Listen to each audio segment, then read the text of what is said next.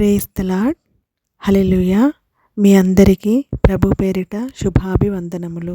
ఈరోజు వాక్యం యోబు గ్రంథం 1వ అధ్యాయం 21వ వచనం.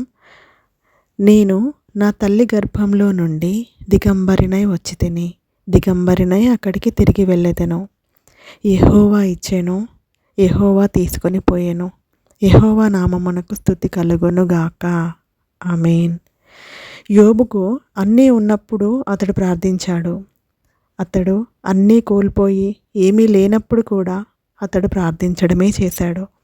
ఇది మనకు నేర్పేది ఏమిటంటే, ప్రార్థన మన పరిస్థితులు మారాలని కోరుకోవడం మాత్రమే కాదు, పరిస్థితులు ఎలా ఉన్నప్పటికీ కూడా దేవాది దేవుని బలంగా నమ్మి ఆయనను ఆరాధించడం.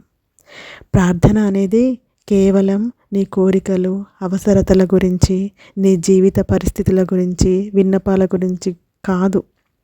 ప్రార్థన అంటే ఎల్లప్పుడూ దేవుని కొనియాడడం, స్తుతులు స్తోత్రాలు అర్పించడము, దేవునికి మహిమ ఘనత ప్రభావాలు చెల్లించడం. అంటే మనం ఎలాంటి పరిస్థితుల్లో ఉన్నా కూడా ఎల్లప్పుడూ దేవాది దేవుని స్తుతించడం.